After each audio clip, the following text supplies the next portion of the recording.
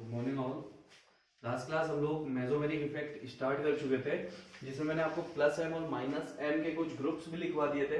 मैंने आपको क्या बताया, सबसे पहले एक इंपॉर्टेंट चीज ध्यान रख लो कि हमने सबसे पहले पढ़ा था इंडक्टिव, ठीक है, और फिर हमने पढ़ा है मेसोमेरिक। इंडक्टिव में दो पार्ट होते हैं, प्लस आई माइनस आई। मेसोमेरिक में भी दो पार्ट होते हैं, प्लस एम माइनस एम। इसका जो प्लस आई होता है, इसको अपन नाम देते हैं इलेक्ट्रॉन रिलीजिंग ग्रुप, और इसको अपन बोलते हैं इलेक्ट्रॉन विड्रॉइंग ग्रुप। तो इसमें जो प्लस एम होता है वो भी होता है इलेक्ट्रॉन रिलीजिंग ग्रुप और इलेक्ट्रॉन डोनेटिंग ग्रुप, और माइनस एम जो होता है वो इलेक्ट्रॉन विड्रॉइंग ग्रुप ही होता है। अब ये सारी चीजें सेम है, तो डिफरेंस कहाँ पे है? डिफरेंस सिर्फ एक पॉइंट पे है कि इसको हमें अगर देखना है तो उसके लिए हमें रिक्वायर्ड होता है इलेक्ट्रोनेगेटिविटी, सिर्फ इलेक्ट्रोनेगेटिविटी। यानी यहाँ पे जो सारे कंपैरिजन होते हैं वो इलेक्ट्रोनेगेटिविटी से होते हैं, बट इसके लिए रिक्वायर्ड है कॉन्जुगेटेड सिस्टम, और उस कॉन्जुगेटेड सिस्टम में होना चाहिए रेजोनेंस। तो मेजर डिफरेंस इस पॉइंट पे है, ठीक है, ये आपको ध्यान रखना है। बाकी ग्रुप का जो मतलब है वो सेम ही है, डेफिनेशन दोनों की अलग अलग है। इंडक्टिव इफेक्ट में सिग्मा इलेक्ट्रॉन का डिस्प्लेसमेंट होता है, ठीक है, वो भी पार्शियल डिस्प्लेसमेंट होता है, और मेसोमेरिक इफेक्ट में पाई इलेक्ट्रॉन का कंप्लीट डिस्प्लेसमेंट होता है। तो ये चीजें आप माइंड में रख के चलेंगे तभी कुछ अच्छा हो पाएगा। अब हम बात करते हैं अपने कॉन्सेप्ट पे, मेसोमेरिक इफेक्ट। तो मेसोमेरिक इफेक्ट में दो टाइप होते हैं, प्लस एम और माइनस एम। मैंने आपको बता दिया था प्लस एम और माइनस एम ग्रुप्स क्या है। अब हम बात करते हैं कि हमें कोई स्ट्रक्चर दे दिया जाए तो हमें कैसे पता चलेगा कि वो प्लस एम है या माइनस एम है। For example CH2 double bond CH NH2, ये हमारे पास एक ग्रुप है NH2, और ये हमारा एक सिस्टम है जो कि N के साथ कॉन्जुगेशन में है ना, जो ग्रुप हमने लिया उसके साथ कॉन्जुगेशन में। अब कॉन्जुगेशन में तो रेजोनेंस कैसा हो रहा है वो हमें देखना है। अब देखो इस नाइट्रोजन के पास लोन पेयर है, सिस्टम कैसा है, पाई सिग्मा लोन पेयर, और आपको मैंने बताया लोन पेयर डोमिनेंट होता है, तो लोन पेयर अपने इलेक्ट्रॉन को इधर शिफ्ट करेगा और ये इधर चला जाएगा। तो इसका जो RS बनेगा वो कैसा बनेगा, CH2 इस पे minus charge, single bond CH double bond NH2। अब देखो यहां से हो क्या रहा है, यहां से ये हो रहा है कि जो ग्रुप हमने लगाया वो अपनी इलेक्ट्रॉन डेंसिटी डोनेट कर रहा है सिस्टम की तरफ, यानी एरो का इंडिकेशन अंदर की तरफ है, तो हम बोलेंगे ये ग्रुप है प्लस एम। और अगर मैं सिर्फ इस पॉइंट पे इंडक्टिव इफेक्ट देखता कि ये एग्जांपल है, चलो बताओ इसमें इंडक्टिव इफेक्ट क्या होगा, तो तुम क्या करते, ये कार्बन की चेन होती, इस पे NH2 ग्रुप लगा है तो तुम डायरेक्टली देखती कार्बन से डायरेक्टली कौन कनेक्ट हो रहा है, वो है नाइट्रोजन। दोनों में ज्यादा इलेक्ट्रोनेगेटिव कौन है, नाइट्रोजन, तो इसका मतलब तुम इलेक्ट्रॉन की शिफ्टिंग ऐसे दिखाते, तो यहाँ पे माइनस आई ग्रुप हो जाता।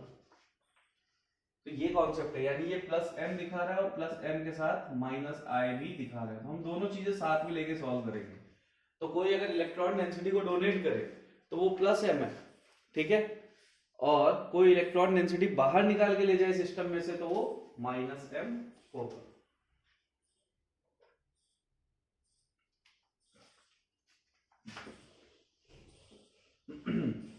चलो दूसरा एग्जांपल देखते हैं। तो तुम्हें सिर्फ इतना सा देखना है, बाकी मैंने तुम्हें लास्ट क्लास में बता दिया था कि अगर किसी ग्रुप के पास लोन पेयर है तो वो जनरली प्लस एम ही दिखाता है, लोन पेयर नहीं है तो वो माइनस एम दिखाता है। ये सीधा सीधा सा कॉन्सेप्ट है, लेकिन हम प्रैक्टिस करेंगे तो हमें समझ में आ जाएगा। CH2 double bond CH single bond C double OH, या फिर इसको ठीक है C डबल OH करो, या फिर मैं चेंज करके इसको NO2 कर देता हूँ, NO2 ये है।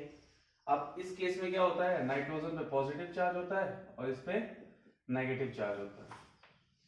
अब यहां देखो क्या है, यहां पे सिस्टम कैसा है, पाई सिग्मा पॉजिटिव चार्ज, यानी पॉजिटिव चार्ज है तो ऑब्वियस सी बात है यहाँ इलेक्ट्रॉन डेंसिटी कम है, तो क्या होगा, ये यहां जाएगा और ये यहां चला जाएगा, यही होगा। तो स्ट्रक्चर कैसा आएगा, CH2 single bond CH2 CH double bond N O-,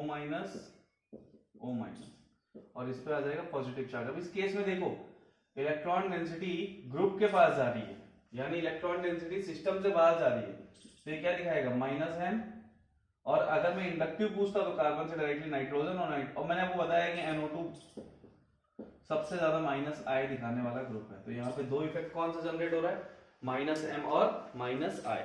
तो रेजोनेंस यार आप कर चुके हो, आपको पता है कि अगर सिस्टम की तरफ इलेक्ट्रॉन डेंसिटी जा रही है तो वो ग्रुप आपका +M दिखाएगा, और सिस्टम से अगर इलेक्ट्रॉन डेंसिटी बाहर की तरफ जा रही है तो वो आपका -M दिखाएगा। और इंडक्टिव इफेक्ट तो हमने पहले ही सॉल्व कर रखा है, तो इसमें ज्यादा लोड हमारे पास है नहीं। तो अब कुछ क्वेश्चंस की प्रैक्टिस करेंगे, वहां से हमें क्लियर हो जाएगा।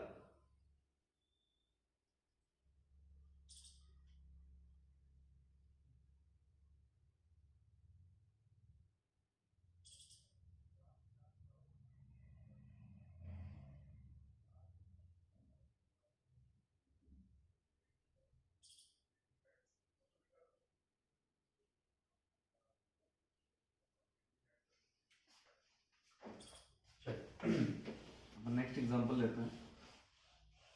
अब कुछ कॉमन क्वेश्चंस अपन करेंगे जिसमें देखेंगे कि +M है या -M है। पहला एग्जांपल देखो, मेसोमेरिक के लिए कॉन्जुगेशन होना जरूरी है, रेजोनेंस होना जरूरी है, ये बात ध्यान रखो, दिमाग में सेट रखो। अब अगर मैं इसकी बात करूं तो ये क्या दिखाएगा, +M दिखाएगा -M, तो हम डायरेक्टली भी सॉल्व कर सकते हैं।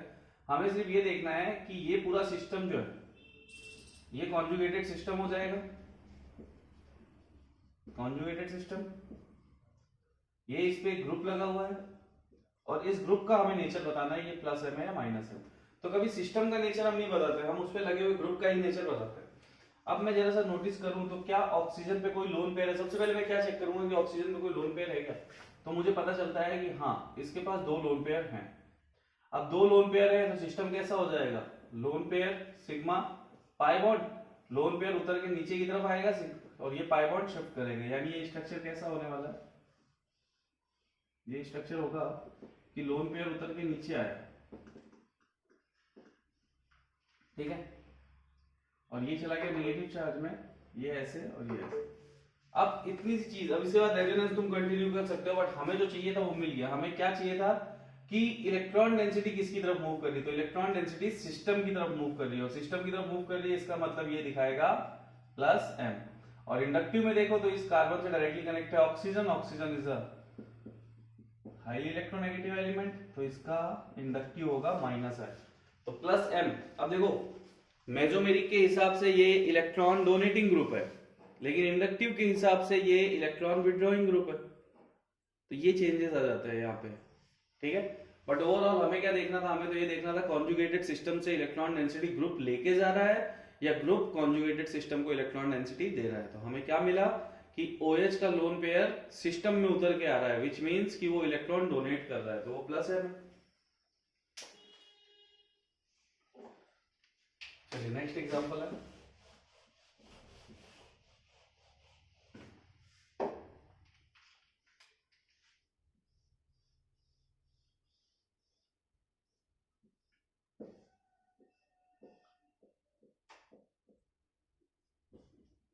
इसके बारे में तुम्हारा क्या ख्याल है। अब देखो लोन पेयर यार मैंने बना दिए, बट मैं तुम्हें कितनी बार समझाऊंगा, अभी जो समझदार होंगे समझ गए होंगे कि लोन पेयर आपको गिवन नहीं होते, तो आपको ये खुद से देखना होता है कि वहां पे लोन पेयर है कि नहीं है।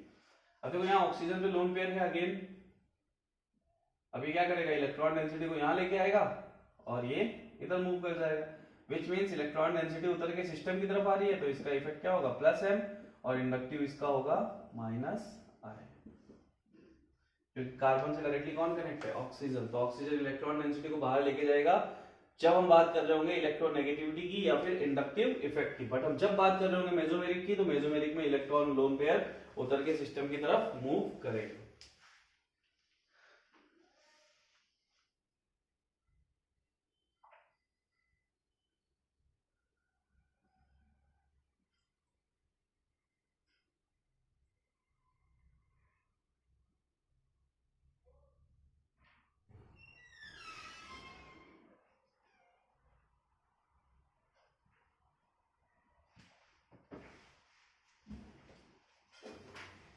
अब मैं 2-3 एग्जांपल आपको बना के देता हूँ, आपको बताना होगा कि वो कौन सा इफेक्ट शो कर रहा है दोनों।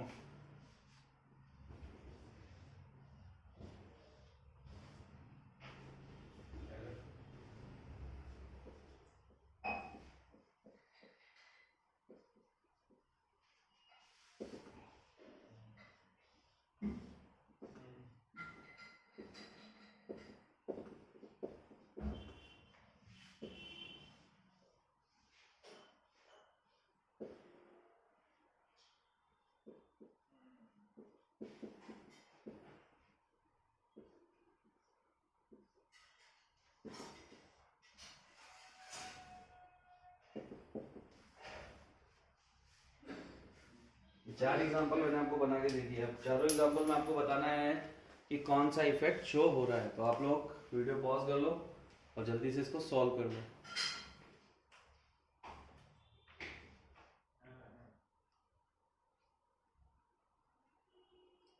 अब चलिए कर दिया होगा, कंपेयर करते हैं कि अभी क्या होने वाला है।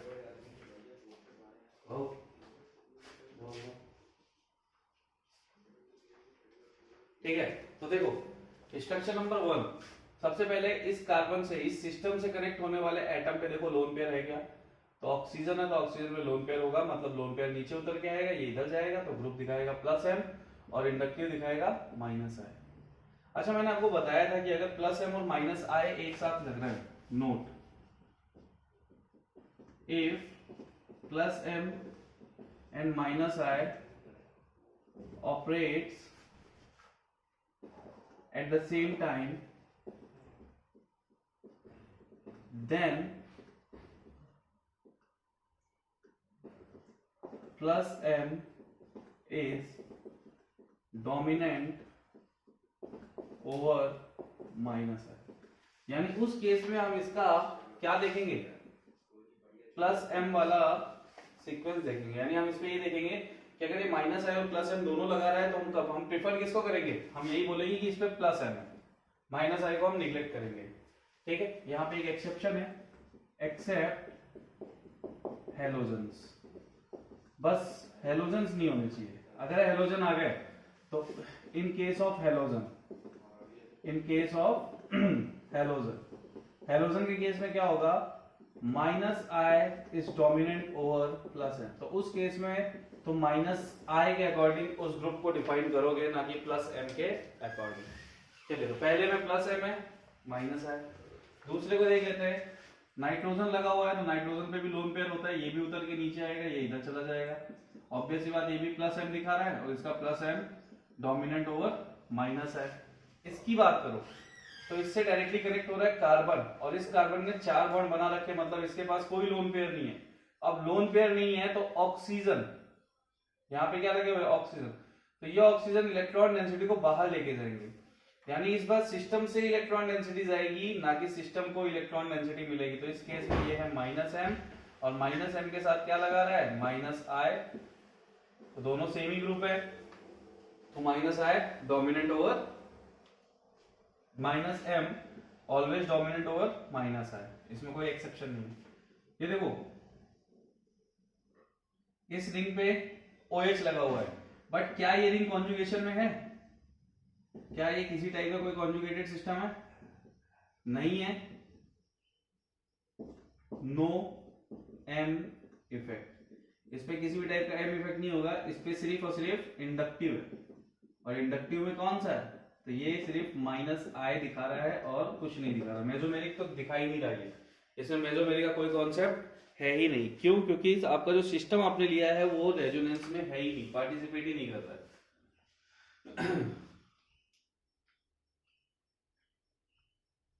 तो प्रैक्टिस के लिए आप इसके टोटल RS बना लेना,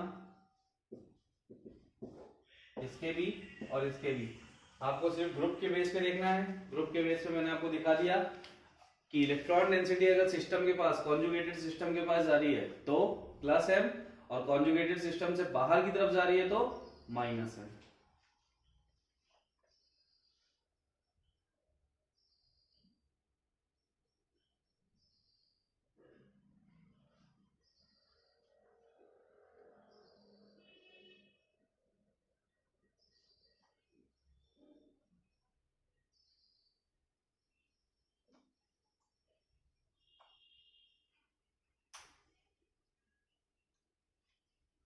ठीक है। जैसे हमने इंडक्टिव में एक नोट लगाया था चार्ज वाला, वैसे ही हम यहाँ पे भी चार्ज वाला एक नोट लगाएंगे, लेकिन उसे शॉर्ट फॉर्म में मतलब चलो मैं लगवा ही देता हूँ।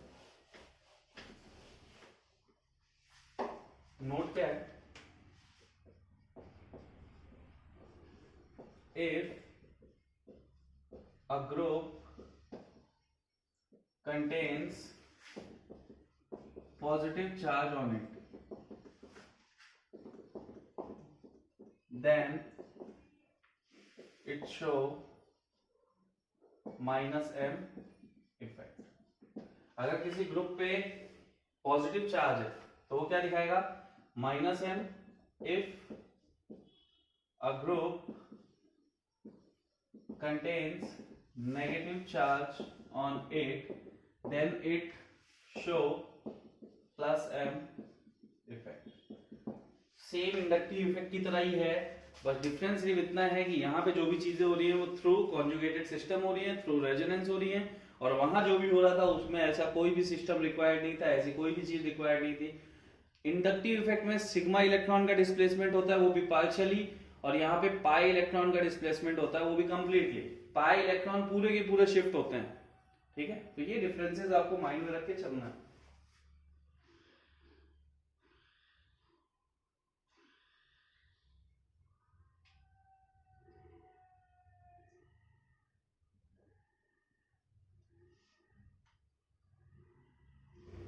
नोट कर लिया होगा।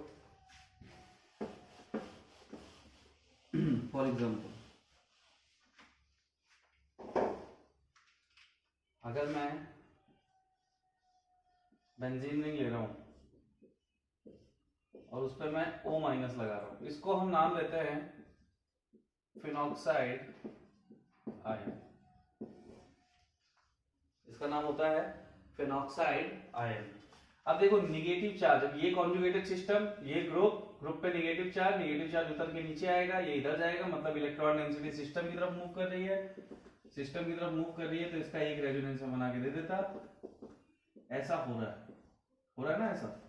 तो ऐसा हो रहा है विच मीन्स कि ये जो ग्रुप लगा हुआ है O माइनस, ये दिखा रहा है प्लस m, और प्लस m के साथ साथ आपको पता होगा कि किसी ग्रुप पे अगर नेगेटिव चार्ज है तो वो दिखाता है प्लस i, और प्लस m और प्लस i के केस में plus m always dominant over plus i।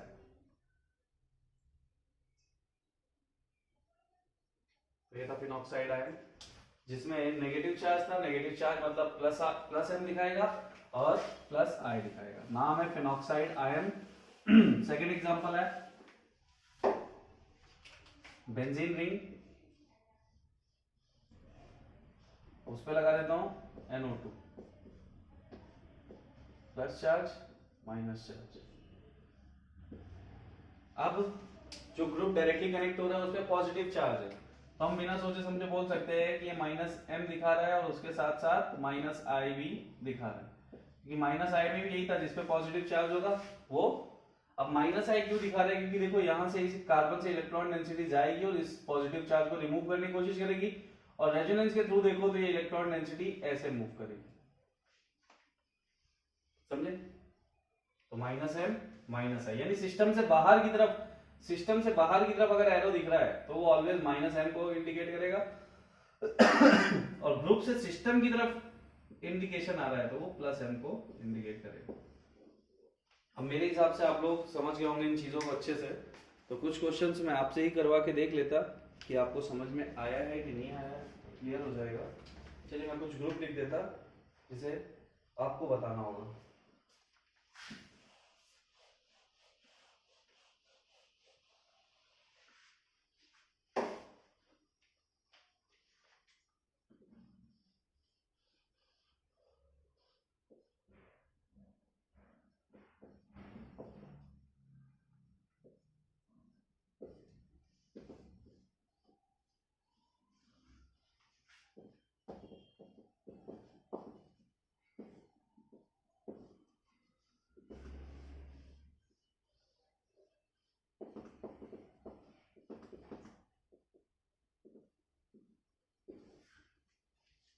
ये 3 ग्रुप आपके पास लिखे हुए हैं, इन 3 ग्रुप के बारे में आपको बताना है,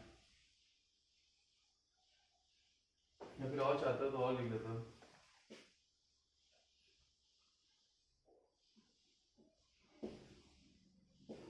C double bond O NH2,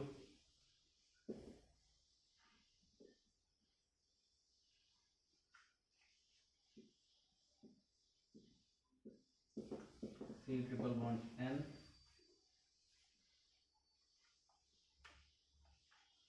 चलो 5 क्वेश्चन फटाक से 5 क्वेश्चन बनाओ और 5 क्वेश्चन में बताओ कि क्या होने वाला है।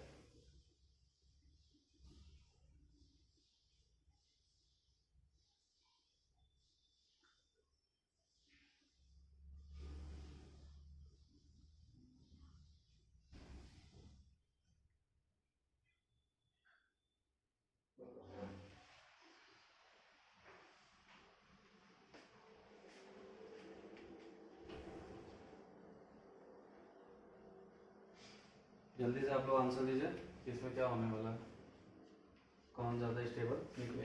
चलिए देख लिया होगा लोगों ने वीडियो पॉज करके।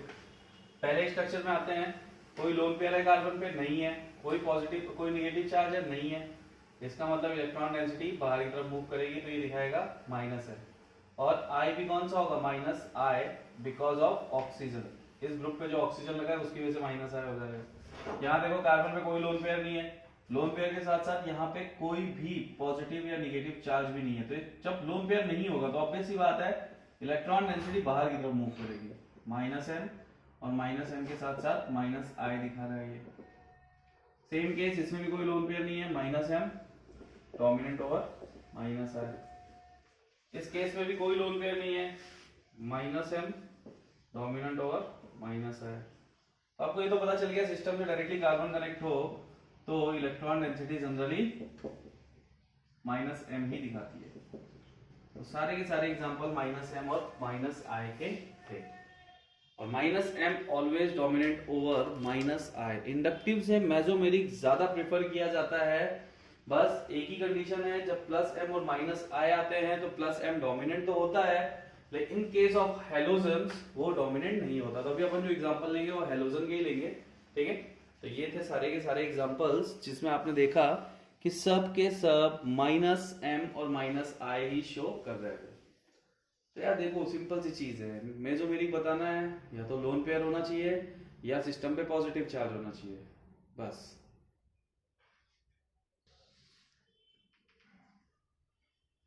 चलिए तो अभी अपन वो वाले एग्जांपल करते हैं जिसमें प्लस एम कम डोमिनेंट होगा माइनस आई से, यानी इन केस ऑफ हेलोजन। तो हेलोजन के केस अपन उठाने जा रहे हैं। अब देखो यार ये चीज सिंपल सी बात है, मैंने तुम्हें नोट लगा के दिखा दी है, तो कभी भी ऐसा केस हो तो बिना सोचे समझे तुम्हें आंसर देना है। जैसे पहला एग्जांपल मैं लेता हूं,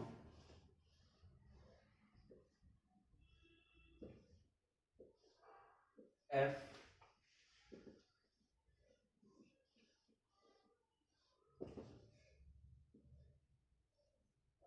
Cl, एफ ऑफ Cl। अब ये दोनों केस हेलोजन के हैं, दोनों के पास लोन पेयर है, लोन पेयर है, इलेक्ट्रॉन डेंसिटी ऐसे मूव करेगी।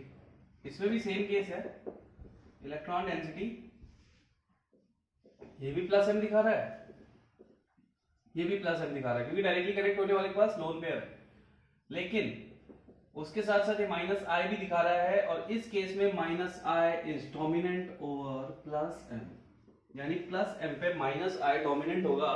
यानी यहां पे इस स्ट्रक्चर में अगर तुम फोकस करो तो तुम क्या बोलोगे, both are electron withdrawing group, जबकि ये प्लस एम दिखा रहा है, बट बेस तो ये माइनस आई पे हो रहा है ना, यानी ये माइनस आई से क्लियर हो रहा है, तो मतलब ये इलेक्ट्रॉन विड्रॉइंग ग्रुप है, और मेसोमेरिक के हिसाब से प्लस एम दिखा रहा है। अगर क्वेश्चन सिर्फ तुमसे बोला जाए कि कौन सा मेसोमेरिक इफेक्ट है, तो आंसर होगा plus M, electron donating group. Overall अगर ये पूछा जाए कि ये ग्रुप कौन सा है, तो ये ग्रुप कौन सा है, ये डिफाइन होगा डोमिनेंट से, माइनस आई से, और माइनस आई इलेक्ट्रॉन विड्रॉइंग ग्रुप होता है। बना लीजिए इसको।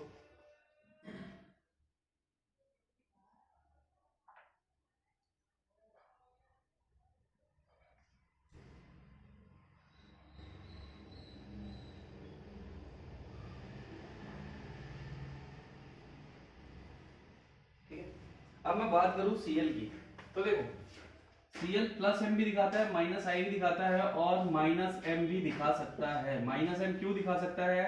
Because Cl have vacant D orbital. तो वैकेंट डी ऑर्बिटल होने की वजह से यहां पे कौन सा कॉन्जुगेशन लग सकता है? निगेटिव चार्ज सिग्मा और वैकेंट डी।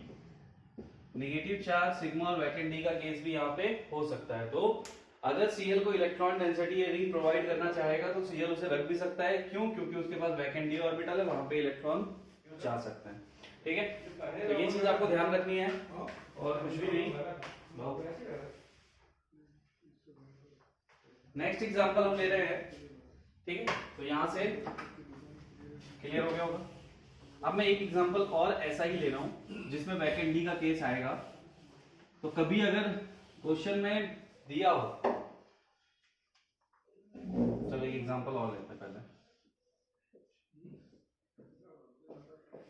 ये मैंने लिया OH और ये मैंने लिया SH। एक है OH और एक है SH। अब दोनों पे लोन पेयर है, ऑक्सीजन पे भी है, सल्फर पे भी है।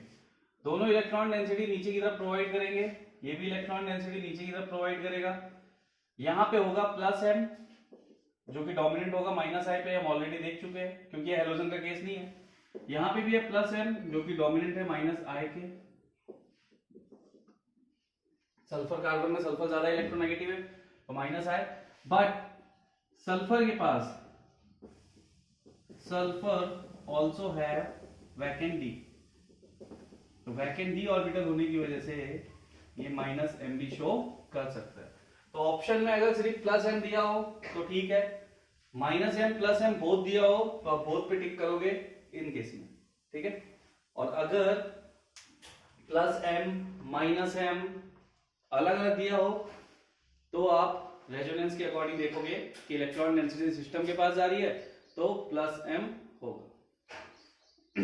बट ऐसा कभी नहीं होगा कि प्लस एम और माइनस एम दोनों एक साथ दे दे कि SH show plus M second minus M third, तो वो देगा तब साथ में देगा, नहीं तो उनमें से कोई एक ही देगा, माइनस एम या प्लस एम।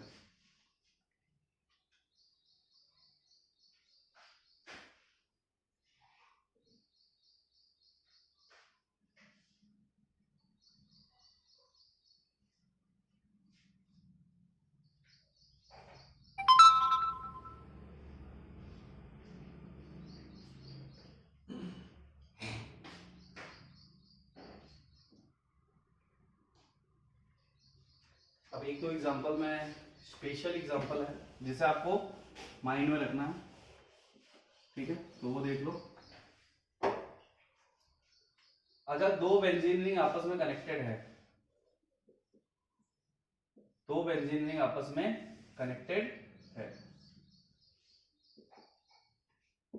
तो ये एक इसको कंसीडर करेंगे ग्रुप और इसको कंसीडर करेंगे सिस्टम। तो अगर ऐसा केस हो तो ऑलवेज याद रखना कि ये प्लस एम ही शो करता है। ठीक है, तो ये स्पेशल एग्जांपल है, इसको आपको दिमाग में रखना है। स्पेशल एग्जांपल इसको आपको दिमाग में रखना है कि ये जब भी ऐसा होगा दो बेंजीन रिंग आपस में कनेक्टेड होंगी तो वो ऑलवेज प्लस एम शो करेंगी। अब कुछ चीजों के रीजन स्पेसिफाइड नहीं होते, या फिर मैं आपको ये बोल दूं कि यहाँ पे अगर मैं समझाऊंगा तो प्लेन से बहुत ज्यादा मतलब इसके स्ट्रक्चर बनाऊंगा, काफी कुछ होगा, तो उससे ज्यादा बेटर है कि आप इस एग्जांपल को माइंड में सेट कर लो कि अगर दो बेंजीन रिंग आपस में कनेक्ट हैं तो आपस में प्लस एम शो करती हैं, यानी कि एक रिंग के रेस्पेक्ट में दूसरी रिंग डोनर बन जाती है, इलेक्ट्रॉन डोनर बन जाती है।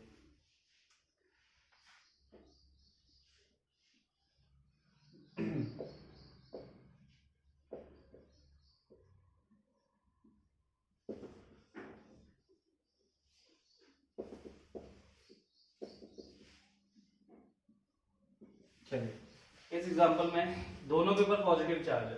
अब दोनों के ऊपर पॉजिटिव चार्ज है तो पॉजिटिव चार्ज का केस क्या होता है? अगर कोई पॉजिटिव चार्ज अपने ऊपर रख रहा है तो वो माइनस एम होता है ना। बट इस केस में अगर मैं देखूं तो no mesomeric effect, no mesomeric effect क्यों? क्योंकि मैंने आपको बताया था nitrogen can never form 5 bonds. तो इस एग्जांपल को याद रखना अच्छे से। यहाँ पे 3 और 4 बॉन्ड इसने ऑलरेडी बना रखे हैं, तो इलेक्ट्रॉन डेंसिटी लेने की कंडीशन में ये नहीं है, ठीक है। तो इसमें कोई भी मेसोमेरिक इफेक्ट नहीं है। But what about PS3? PS3 में हो सकता है। क्यों? Because P have vacant d orbital. तो P के पास वैकेंट d ऑर्बिटल है, तो वैकेंट d ऑर्बिटल होने की वजह से ये शो करेगा -m और उसके साथ साथ -I। और यहाँ पे अगर देखोगे तो सिर्फ -I ही ऑब्जर्व हो सकता है। मेसोमेरिक इफेक्ट इसमें नहीं होगा क्योंकि नाइट्रोजन अपनी मैक्सिमम स्टेट में है, तो नाइट्रोजन अब एक भी इलेक्ट्रॉन लेना नहीं चाहेगा।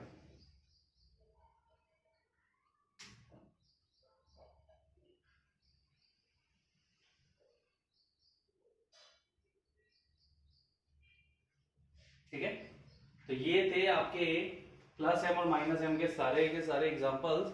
मेरे हिसाब से सफिशिएंट है इतने एग्जांपल समझने के लिए चीजों को। अब डिपेंड करता है कि आप इस पे और कितनी प्रैक्टिस कर सकते हो। तो जो भी आपके पास बुक वगैरह उसे सॉल्व करो, और जो शाम को अपना डाउट सेशन होगा उसमें अपन इससे रिलेटेड जो भी डाउट्स वगैरह होंगे वो अपन क्लियर करेंगे, इससे पहले के जो भी होंगे वो क्लियर करेंगे।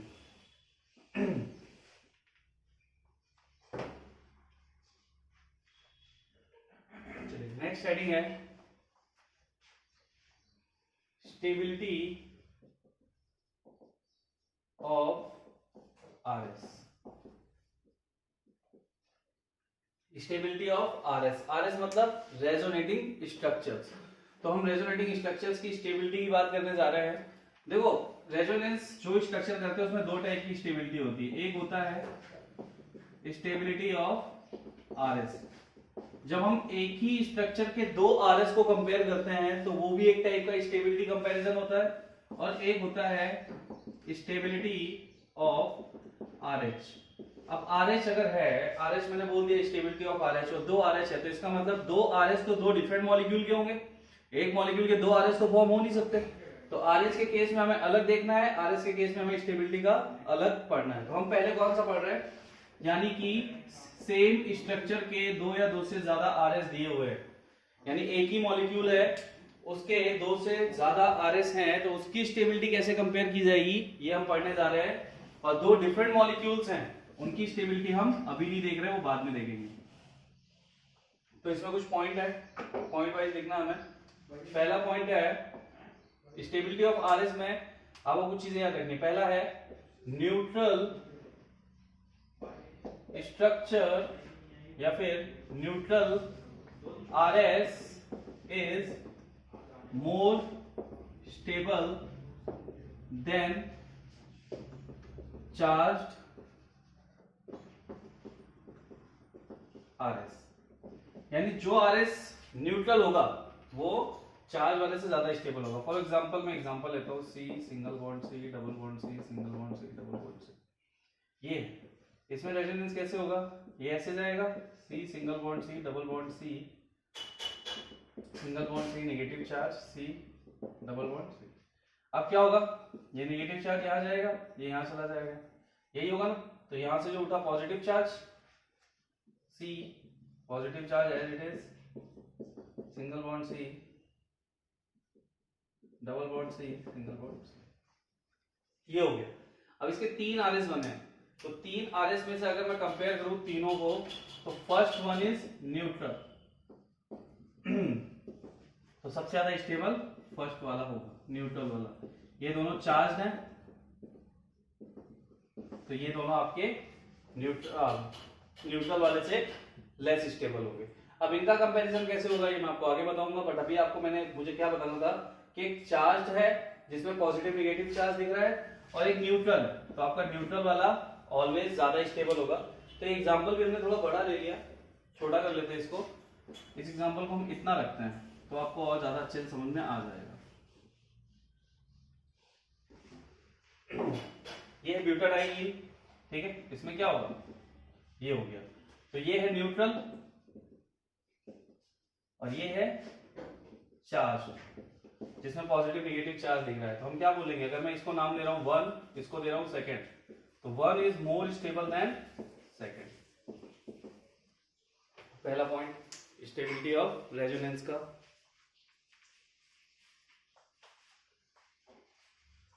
सेकेंड पॉइंट क्या है?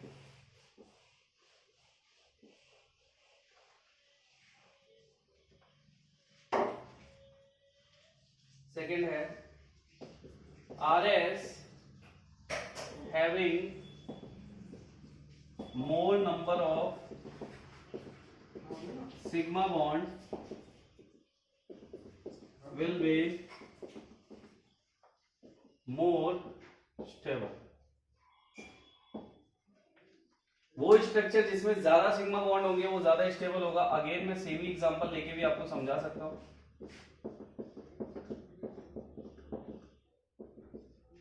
इस स्ट्रक्चर में ज्यादा सिग्मा बॉन्ड होंगे और इसमें कम होंगे, ठीक है। तो जिसमें ज्यादा नंबर ऑफ सिग्मा बॉन्ड होंगे वो आपका ज्यादा स्टेबल होगा। तो 1 में ज्यादा सिग्मा बॉन्ड दिख रहे हैं ऑलरेडी, तो 1 is more stable then second. 1 is more stable then second.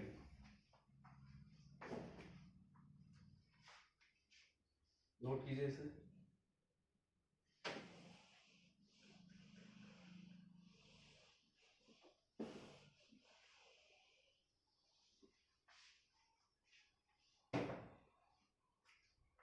Third है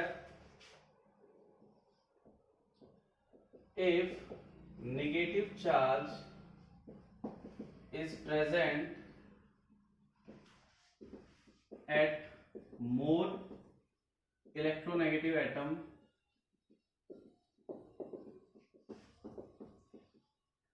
and positive charge is present at more electro